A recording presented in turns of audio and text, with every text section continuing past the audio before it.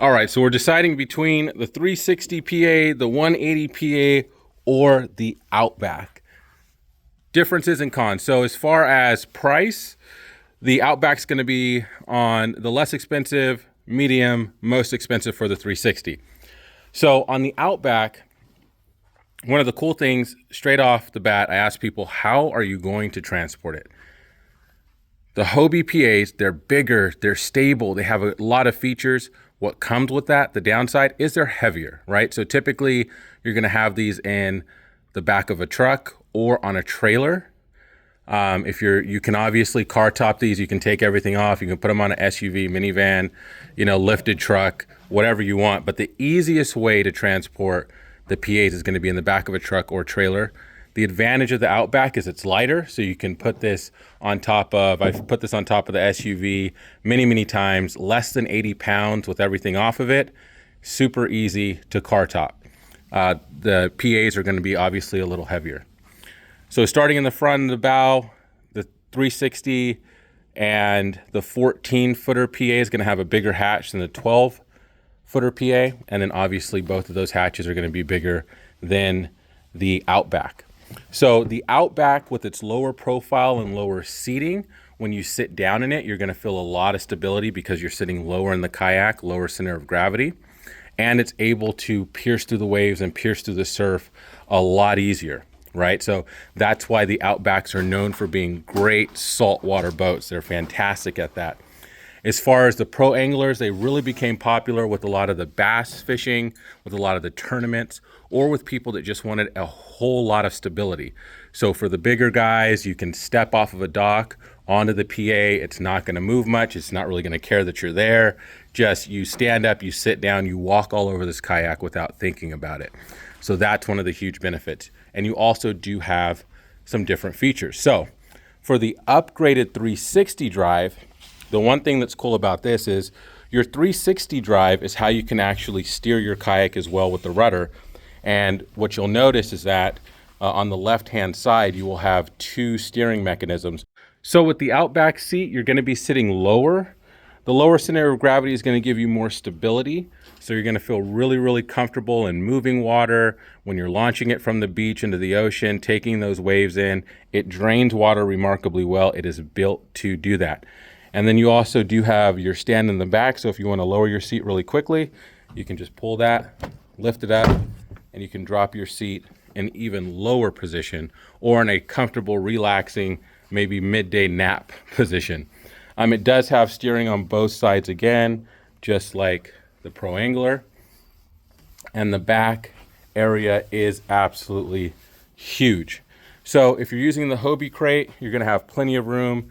If you're using one of the Yak Attack black packs, you're gonna have plenty of room. What I like is how they have the rails that are built in here, because you can use this for your flag, for your camera. And with that extra space, when you have like the Yak Attack 16x16, you have plenty of room for your rods to be over here as well. If you're in super rough water and you wanna attach your rods to maybe like a lanyard or anything like that, you have these that are already built in that you can use. You can adjust, you can strap things down, which makes it really cool for camping accessories. If you're taking this like on a long camping trip, maybe coasting down a river, maybe you're at Lake Clementine, you want to go hang out on some islands, you can do that. And then you can also have the sunshade on here like you see on the PA. So as far as what you choose, it really just depends on how you're going to fish and how you're going to use it. If you're more of a recreational person, but you want a bigger kayak, you want stability, you want to be able to stand up. If you want to definitely do some saltwater fishing, or if you're into speed, or you want to car top it, you want something that's going to be super easy, then I would definitely recommend the Outback. If you're somebody that wants to take everything in the kitchen sink, maybe you want to take some kiddos, a dog, you're going to do a lot of lake fishing, or you want to get into some serious kayak tournaments and you're going to need more gear, you want to do a bow mount, you probably want to do a rear motor as well, then I would definitely say that the PA is going to be more your style. But again, both of these can be used, and both of these have won a lot of money on the water tournament fishing, both of these kayaks, you're gonna have a lot of fun in and some great time in. Both of them are stable enough to stand up and fish out of. The difference is the Outback does not offer the 360 drive. So if the 360 drive is something you have your heart set on, you are gonna have to go with the PA. And then as far as, you know, hatch space and features, with the Outback, you do have more rails in the rear for your rear hatch. So if that's something that is really important to you, then the Outback's gonna be more your flavor. As far as the PAs, still ridiculously big rear hatches here, rear spaces for you to either have a person, a dog, a very large crate, a custom crate, and you can add rails on the side if you wanted to, but no built-in rails back here. Now, as far as the Hobie H rail, the lifted rail, that is only going to be standard on the PAs. You can definitely add that to the Outback if you wanted to. It's a simple accessory and a simple install. Both are going to offer you great electric upgrade capabilities. Both are wired for you to be able to upgrade your electronics right out of the gate. But the real big thing about Hobies is their pedal drives. When it comes to pedal drives, they're really unmatched, and that's what made Hobie Hobie. They're really easy. They're easier than the bicycle as far as when it comes to if you have maybe some knee problems or you're getting back in shape, if you're looking for a way to go fast and use as little energy as possible, then it's definitely going to be the Hobie pedal drives all day long. As far as, again, storage, car topping accessibility, transportation wise, the easiest is going to be the Outback because it's the lightest. And then obviously next is going to be your PA12 and your PA14. So between the PA12 and the PA14, let's talk about the differences. So up front, the PA12 is going to have a smaller hatch than the PA12. And when I say PA12 and PA14, this green one is the PA14, the blue one is the PA12, and that just means you have a 12-foot kayak versus a 14-foot kayak. So with the PA12, you're gonna have a smaller hatch, right? Because you're losing that 2 feet. So if you want to take more stuff, or you want to have a kiddo up here or a larger dog, and you're going to remove this hatch, then obviously the PA14 is going to be more your style.